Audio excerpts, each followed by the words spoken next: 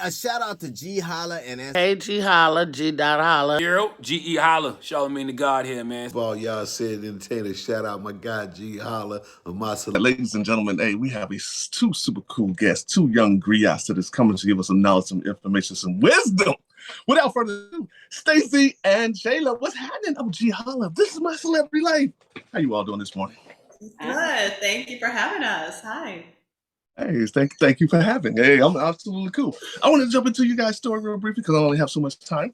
We know that our history throughout all of the continents that's on the planet has a lot of great deal of whitewashing. And I just want to say thank God for you two sheroes that have come along to make sure that our story is intact. You make us feel so proud and so honored to even share this space with you and to be also on the same planet that two dope human beings are here. So if you could you all give us a little tiny background story about who you are, each one of you are?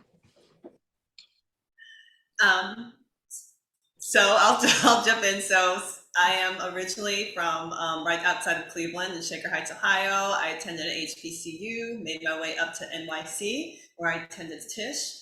And I'm Harlem based, and from there, I've just been, working in the doc lane and doing just, the privilege of telling our story, and in many, through working with different directors, Stanley Nelson, and obviously working with Professor Gates.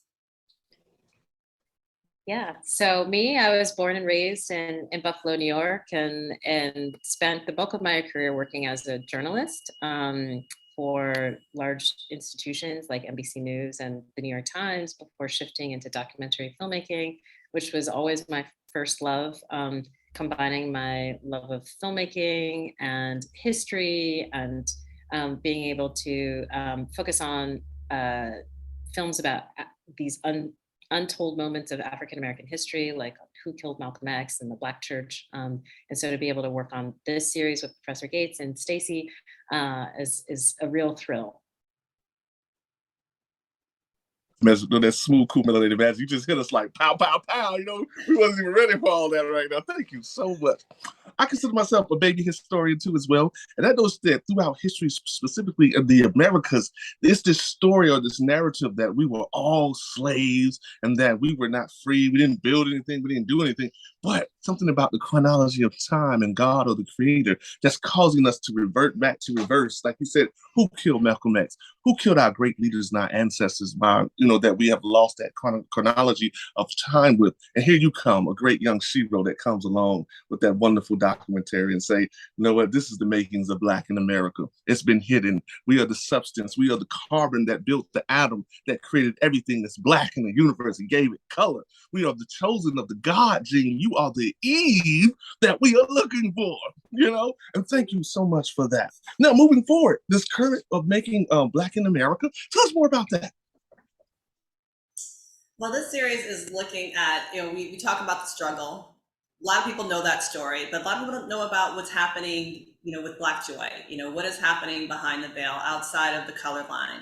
And the story really focuses, starting with the Prince Hall Masons in 1775, all the way to Black Twitter, just looking at the spaces, the places, the people, the organizations and networks that we created for us, by us, how these places encouraged us, how they kept us, how they saved us in many instances.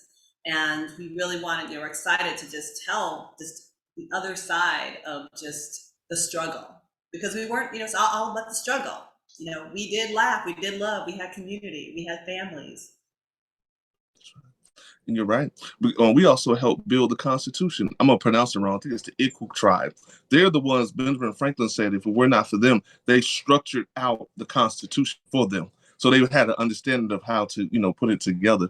And I just recently learned, too, that we also have a flag that was created in the 1900s. Forgot about the two Black men as well. And thank you for that. Because, a lot of times as children, and I watched them, and as we were children, you didn't identify with history, so it was boring. No one wanted to pay attention to it because it's the same old story. George Washington this, Benjamin Franklin that, and then you get older, you're like, I don't want to hear about that. But then when you start, like you're saying, when you discover, thanks to great young folks like you all, it makes it so much more powerful.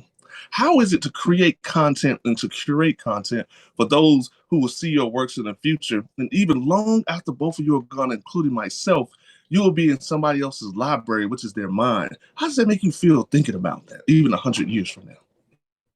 Well, I definitely think that's a huge responsibility, which we, certainly take seriously. And we want to make sure that whatever we're doing is factual and researched well and true. So, we spent a lot of time researching and relying on our team of academic advisors to kind of help us curate the stories that we include in the series. And, we hope that at the end of the day, this comprehensive thing is certainly not every single story in Black America, but just a taste to get people wanting to learn more, wanting to make their own films, and wanting to expand the canon beyond the stories that we have been told. So, that's our hope. We've done our work, and now we hope people will take that work a step further. So mote it be as it shall be done. I know I don't have much time, so I may just ask this fast and last question. When it comes to knowledge that you both have discovered during the making of all of your films and your works and things of that nature, what is something that's the most memorable to you that you discovered along your journey with Black history? Well, I'll speak to the series because this was expansive of what we're covering. I think, the color conventions, I knew about it, but I didn't know just the weight and the importance that they really carried. The heavy hitters that were Frederick Douglass that were participating in it. The fact that, these Black men and a couple women on the sidelines were practicing, democracy as, a country that was not recognizing them as first-class citizens. And also the African Grove Theater. Black folks were doing theater in the 1800s. So who would have thought in New York City? So I think just showing that we were at every aspect of life, socially, culturally, politically, spiritually, we have a footprint. And it may not be for others, but it was definitely for us. Very well said. Any final words to give somebody to uplift them in their very essence of who they are? Because as it's time right now, a lot of us are feeling disenfranchised by the system, which has been going on for quite some time, as you all both know.